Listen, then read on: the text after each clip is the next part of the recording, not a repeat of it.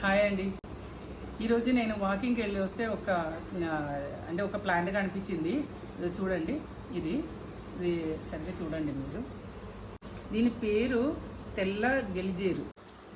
ఈ చెట్టు ఎలా అంటే ఇది నేలకి ఇలా పరుచుకొని ఉంటుందండి.